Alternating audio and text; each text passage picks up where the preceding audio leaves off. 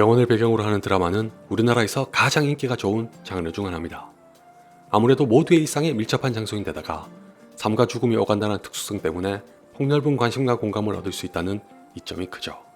예를 들어 경찰서와 소방서는 우리 중 대다수가 평생에 한 번 갈까 말까 한데 반해 무쇠팔, 무쇠다리, 로켓 주먹을 가진 사람이 아니고서야 병원은 반드시 발을 들일 수밖에 없습니다. 이런 차이가 드라마의 소재로 유용하게 작용해 시청률 확보에 큰 도움을 주는 덕분에 의학 드라마를 심심찮게 볼 수 있는 가운데 넷플릭스에서도 중증외상센터를 공개했습니다. 제목만 봐도 금세 알 수 있듯이 이 드라마는 한때 이국정 교수를 통해 전 국민적인 주목을 받았던 중증외상센터를 다뤄 호기심을 자극합니다. 물론 낭만 닥터 김사부 시리즈에서도 일찍이 다뤘었지만 중증외상센터에 집중했다는 것으로 차별화를 가질 수 있어 색다른 드라마가 되길 바랐는데 다행히 중증외상센터를 본 건 설 연휴에 할 수 있었던 최고의 선택이었다고 생각합니다. 단 그 정도로 재밌었다기보다는 검은 수녀들과 히트맨2가 워낙 엉망이라 이 추운 날씨에 굳이 극장까지 가지 않고 방구석에서 편안하게 넷플릭스를 보는 게 낫겠다는 뜻입니다. 지금부터는 스포일러가 포함될 수도 있으니 주의하세요. 중증외상센터는 첫 장면을 보고 제가 실수로 다른 드라마를 클릭한 줄 알았습니다. 분명 병원을 배경으로 한 의학 드라마라고 들었으나 갑자기 전쟁 영화처럼 시작하니까 어리둥절할 수밖에요. 알고 보니 살벌한 전장을 뚫고 가서 혈액 등의 의료용품을 전달하길래 안심할 수 있었는데 저 장면을 지나 얼마 안 가서 주지훈 씨가 연기한 백강연기, 공석으로 있는 한국대병원의 외상외과로 오면서 본격적인 이야기가 펼쳐집니다. 거두절미하고 말씀드리면 이 드라마는 검은 수녀들과 비슷한 성격을 가집니다. 검은 수녀들이 오컬트 영화로 가장한 여성 서사의 드라마라면 중증외상센터는 의학 드라마보다는 메디컬 판타지 히어로 장르에 가깝습니다.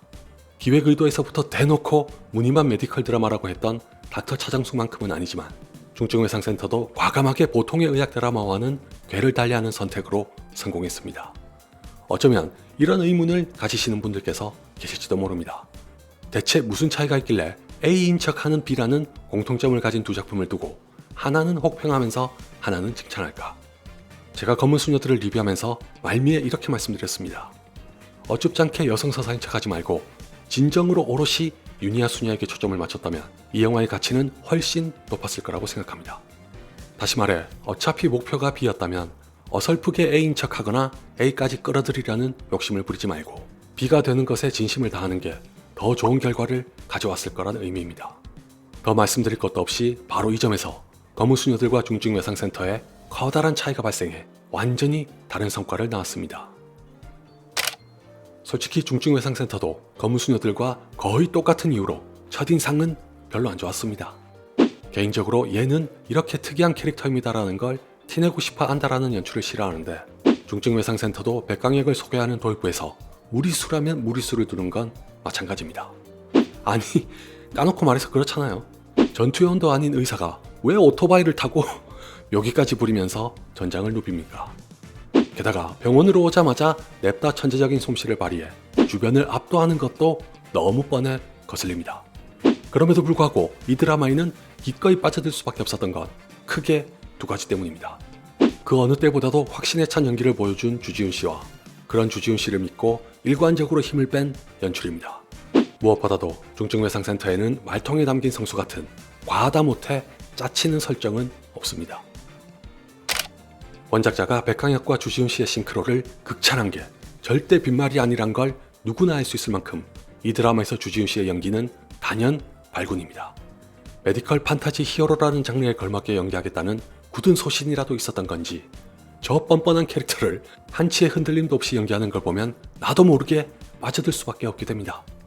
그리고 그걸 든든하게 뒷받침하는 감독의 연출에 대해서도 마땅히 칭찬을 드려야 합니다. 원작자의 말씀을 들어보니 문제의 헬기 레펠 장면을 연출하기 전에 실제로 레펠이 가능한 의사가 있긴 있는지 감독이 직접 알아봤다고 합니다. 어차피 드라마니까라는 자기 합리화로 얼마든지 무심코 넘어갈 수도 있는 걸 굳이 조사까지 했고 그렇다는 말은 적어도 자신이 어떤 드라마를 어떻게 연출해야 하는지 파악하고자 노력했다는 뜻이겠죠. 결국 헬기 레펠 장면은 내부 회의를 거쳐 이 드라마 자체가 가벼운 톤을 가져갔으니까 가능할 것 같다는 결론을 내려서 나온 것이라고 하는데 아닌 게 아니라 중증외상센터는 시종일관 맑고 유쾌한 톤을 유지한다는 게 큰 강점으로 작용합니다. 예전에 말씀드렸다시피 아무래도 코미디는 상대적으로 논리와 개연성 등에서 보는 이의 시각을 관대하게 만든다는 특징을 갖고 있습니다. 더군다나 의학 분야는 전문 지식을 요하기 때문에 저 같은 일반 시청자는 어지간한 오류가 아닌 다음에야 고증을 따지고 들 수도 없습니다. 모르긴 몰라도 이런 면에서는 SF보다 더한 이점을 지니는 게 의학 아닐까요? 그렇다고 중증외상센터가 의학적인 고증을 완전히 무시했다고 주장하는 건 아닙니다. 애초에 제가 전혀 모르는 분야라 그런 말조차 할 수 없다는 게 더 알맞은 표현이지만, 자문을 맡으셨던 의사분께서 판타지가 많아 자문하기가 어렵다는 말씀을 하셨다고 하니까 어느 정도일지 짐작은 가능합니다. 다만 그게 대다수의 시청자에게는 이 드라마를 즐기는데 걸림돌이 될 수 없고, 사실 감독도 의학적인 면에 뚜렷하게 비중을 두지 않습니다. 예컨대 그 흔한 수술 장면도 뭔가 대단히 어려운 것 같다는 대사가 오가면서도 정작 과정은 대폭 축약한 채 결론적으로 잘 맞췄다로 끝납니다. 제가 왜 중증외상센터를 가리켜 메디컬 판타지 히어로 장르라고 했는지 잘 보여주는 대목이죠. 중증외상센터의 감독은 이런 연출 방향과 의도를 처음부터 끝까지 전혀 망설이지 않고 뚝심으로 강력하게 밀어붙이기 때문에 시청자도 덩달아 거기에 말려들어 시원시원한 전개에 반하게 됩니다. 잠깐 찾아보니 중증외상센터는 이도윤 감독이 10년도 더 전에 좋은 친구들이란 영화를 연출하고 모처럼 복귀한 작품이던데, 길다면 긴 시간 동안 어디서 공력을 쌓고 돌아온 건지 칭찬에 칭찬을 더하는 게 아깝지 않습니다.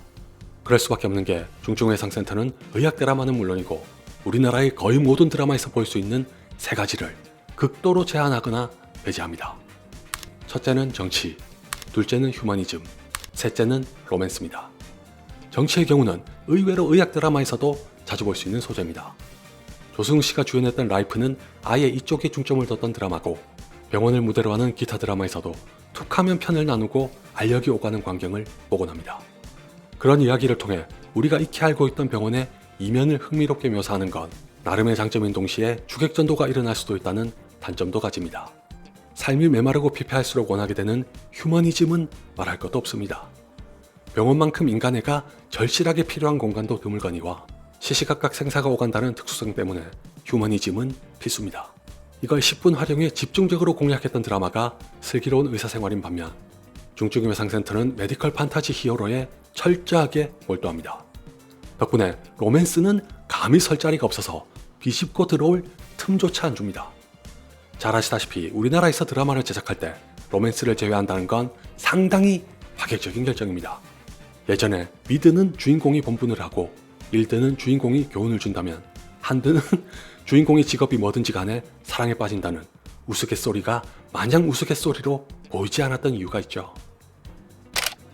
중증외상센터가 이 세 가지를 억누르는 대신에 얻게 된 특징이자 장점은 바로 신파와 고구마가 없다는 겁니다. 다시 한번 강조하지만 이 드라마는 메디컬 판타지 히어로 장르답게 자신이 뭘 하려 하고 어떻게 해야 하는지를 명확하게 알고 있어서 다른 데 한눈 팔지 않고 우직하게 나아갑니다. 개인적으로는 중증외상센터에 호감을 갖게 되는 결정적인 계기가 3화에 있었는데, 백강혁이 수술 도중에 간을 이식하지 않으면 목숨이 위험할 수도 있는 환자가 생깁니다. 때마침 장기 기증이 가능한 환자가 있어 우여곡절을 거쳐 간을 기증받을 수 있게 됐지만, 알고 보니 간을 기증하는 사람은 아버지고 기증받는 사람은 아버지의 소식을 듣고 병원에 오다가 사고를 당한 아들입니다. 누가 봐도 기가 막힌 우연이라 억지스럽긴 해도 이 정도는 드라마에서 흔히 볼 수 있는 거라 대수로울 것까진 없었으나, 중증외상센터는 정작 이 좋은 소재를 쓰고도 시청자가 울거나 말거나 신경도 안 쓰고 계속 제 할 일만 합니다. 다른 드라마였다면 아들이 깨어난 후에 왜 허락도 없이 아버지의 간을 이식했냐면서 울고불고 난리가 날 법도 한데, 중증외상센터는 오로지 사람을 살렸으니 그걸로 됐다는 것처럼 자연스러운 일상 중 하나로 지나갑니다. 저는 저 에피소드의 연출을 보면서 이 드라마의 마음의 문을 활짝 열기로 결심했습니다. 왜냐하면 신파에 질색하는 저한테는 이보다 더 뛰어난 연출이 없었던 데다가 그 어떤 이야기거리도 이 드라마의 질주를 막지 않고 술술 넘어간다는 것에 감탄을 금치 못했거든요. 비단 저렇게 기구한 사연만이 아니라 중증외상센터는 에피소드가 아닌 캐릭터 중심으로 흘러가기 때문에 막히는 구석이 없고, 그 와중에 강조와 포장이 아닌 절제와 생략의 연출을 이어간다는 게 굉장한 강점이자 매력 포인트로 작용합니다.